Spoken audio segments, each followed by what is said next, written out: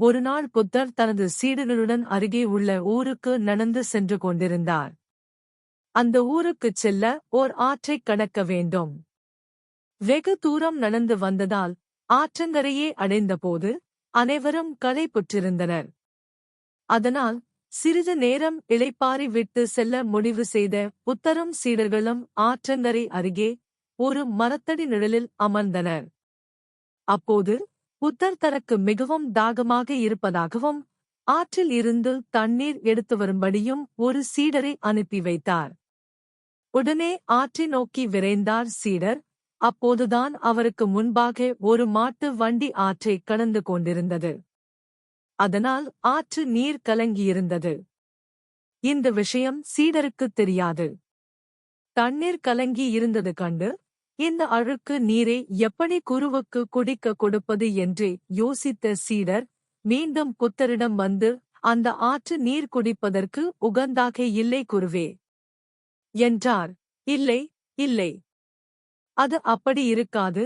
நீ கொஞ்சம் ஓய்வெடுத்துவிட்டு மீண்டும் ஒரு முறை சென்று பார்த்துவிட்டு வா என்றார் புத்தர். நாம் தான் சரியாக கவனிக்கவில்லையோ? குருவே சொல்லிவிட்டார். அவர் சொன்னால் சரியாகத்தானே இருக்கும். வீணாக நேரத்தை கழிப்பதை விட அவர் சொல்வது போல மீண்டும் பார்த்து விடலாம் என்று முடிவு செய்து கொண்டு உடனே ஆற்றை நோக்கி விரைந்தார். ஆனால் ஆறு அப்போதும் கலங்கிய நிலையில்தான் இருந்தது. எனவே இம்முறை போன வேகத்திலேயே திரும்பி வந்த சீடர், ஆற்று நீர் குடிப்பதற்கு ஏற்றதாக தெரியவில்லை குருவே என்றார். ஓ, அப்படியா? உன்னை ஓய்வெடுத்துவிட்டு சிறிது நேரம் கழித்துதானே கிளம்பச் சொன்னேன். நீ ஏன் உடனே கிளம்பினாய் என்றார். இல்லை குருவே, தாங்கள் அதிக தாகத்தோடு இருந்தீர்கள். அதேபோல் உறுதியாகச் சொன்னதால் எதற்காக தாமதிக்க வேண்டும் என்று உடனே சென்றேன். ஆனால் நான் பார்த்தவரையில் அது முற்றிலும் குடிப்பதற்கான தண்ணீர் அல்ல என்றார் சீடர். இல்லை, நீ சிறிது நேரம் அமைதியாக உட்கார்ந்து ஓய்வெடுத்துவிட்டு இன்னும் ஒருமுறை சென்று பார்த்து வா என்றார். குருவிற்கு நம்மீது நம்பிக்கையில்லை போலும். சரி, அவருக்காக ஒரு தடவை போய்த்தான் பார்த்துவிட்டு வருவோமே என்று அந்த சீடர் நினைத்து கொண்டார். சிறிது நேரம் கடந்த பின்பு கிளம்பிச் சென்ற சீடர் இந்த முறை ஆற்றில் நீர் தெளிவாக இருந்தே கண்டார். மிகவும் மகிழ்ச்சியடைந்த சீடர் தண்ணீரை எடுத்துக்கொண்டு புத்தரிடம் திரும்பினார். கொண்டு வந்த தண்ணீரை புத்தரிடம் கொடுத்தார். அவரும் குடித்து முடித்தார். பின் மெதுவாக அந்த சீடர், குருவே, ஒரு சிறிய சந்தேகம் கேட்கலாமா என்று பணிந்து கேட்டார். நிச்சயமாக கேள் என்றார் புத்தர் பெருமான். அழுக்கான ஆற்று நீர் எப்படி மிகவும் நன்றாகவும் தெளிவாக மாறியது? இது மந்திரத்தை நானும் கற்றுக்கொள்ளலாமா குருவே என்று பணிவுடன் கேட்டார்.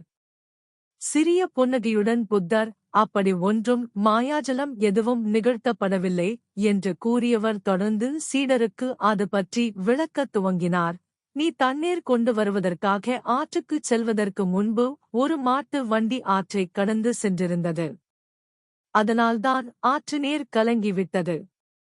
மேலும் நான் தண்ணீர் கேட்டபோது எனக்கு விரைவில் தண்ணீர் கொண்டு வரவேண்டும் என்பதற்காக நீ பதற்றத்துடன் சென்றதால் உன்னால் ஆற்று நீர் கலங்கி இருப்பதற்கான காரணத்தை புரிந்து கொள்ள முடியவில்லை. கலங்கிய நீரைப் போன்றுதான் மனமும், அதாவது குழம்பிய நீர் எப்படி குடிக்க ஏற்றதாக இருக்காதோ அதுபோல குழப்பமான மனநிலை முடிவெடுக்க ஏற்றதல்ல. எனவே ஒரு முடிவை அவசர கதியில் எடுப்பதோ கோபத்தில் எடுப்பதோ தவறாகவே முடியும் என்று போதித்தார். மேலும் இதுபோலத்தான் உங்கள் மனமும்.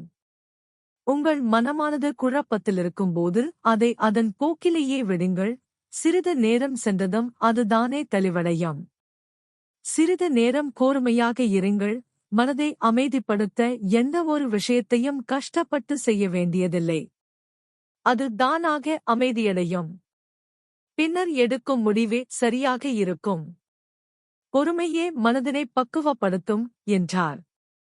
இதையே பிரார்த்தனைகளை விட மிக உயர்ந்தது பொறுமைதான் என்ற புத்தரின் புகழ் பெற்ற பொன்மொழியும் உணர்த்துகிறது.